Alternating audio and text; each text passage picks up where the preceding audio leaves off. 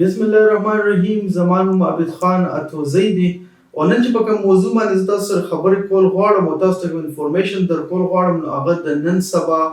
په حالاتو کې او چونکې زمونږ پاکستان کې خاص طور باندې زمونږ چې څونه کلچرز دي د هغې لپاره ډېر اهم او ډېر مهم دی چونکې تاسو ته پته ده چې نن سبا د کرونا چې کوم د کووډ 19 افیشل نیم چې کووډ 19 دی د هغې حوالې سره ټولې دنیا ته چې دی نو یو ډېر غټ تھریټ دی او هغه تاسو وینئ تاسو په نیوز کې ګورئ په مختلف انفارمیشن چې تاسو ته کوم ځای نه میلاویږي هغه سورسز نه تاسو ته پته لګي چې څومره خطرناک څیز دی. عالمي اداره صحت کوم ته چې موږ WHO وایي ورلډ هیلث ارګنایزیشن هغې دا چې دی یو عالمي وبا ډکلیر کړله. دا په دې وجه باندې عالمي وبا ډکلیر شوې ده چې دا ټولې دنیا دې افیکټ کو دا ټولې دنیا ته ورسېده. آلموسټ ټول ملکونه چې دی نو هغه د دې نه افیکټ شوي دي.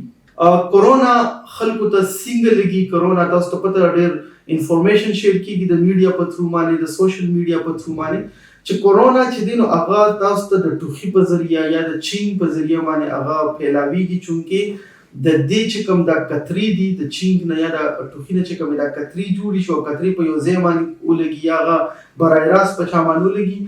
نو هغې نه چې دی نو د دې پھیلاو ډېر تیزۍ سره کېږي. اوس نن سبا چې تاسو کوم وینئ چې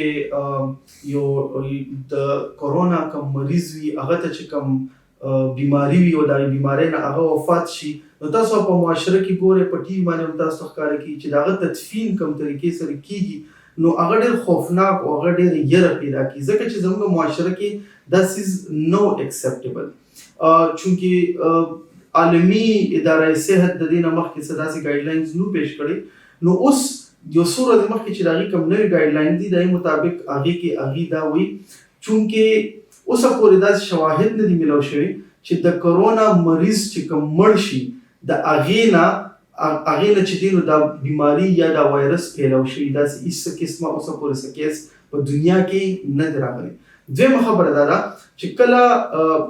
WHO والے وایي چې تاسو کله دا میت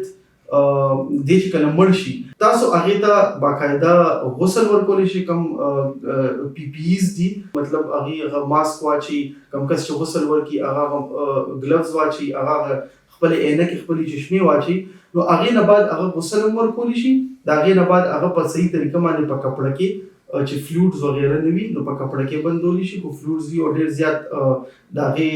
دغه کیدی شي نو هغه بیا په بیگ کې بند کړي شي. د هغې نه بعد هغه تاسو تابوت کې بندولی شي شیشې والا تابوت وي هغه شیشې والا تابوت کې چې کله هغه مړی کېښودلی شي نو د هغه چې کوم څونه فیملی ممبرز دي هغې د هغه تاسو خولی شي دا باقاعده په هغې کې لیکل شوي دي چې هغې په سوشل ډسټنسینګ کوم چې زموږ قانون مطابق نن سبا قانون مطابق چې کوم سوشل ډسټنسینګ دی نو هغه به تاسو هغه رولز به تاسو فالو کوئ که هغه جنازه وي که هغه د مړي تدفین وي که هغه هر څه وي هغه څیز به تاسو فالو کوئ هغه موږ نه شو ډینای کولی ځکه چې د یو ژوندي کس نه هغه چې کوم فیملی ممبرز دي یا د هغه چې کوم خلک پاتې شي د هغې هم هېڅ پته نه لګي نو د هغې نه موږ په سوشل ډسټنسینګ کې پاتې کېدل زموږ لپاره ضروري دي.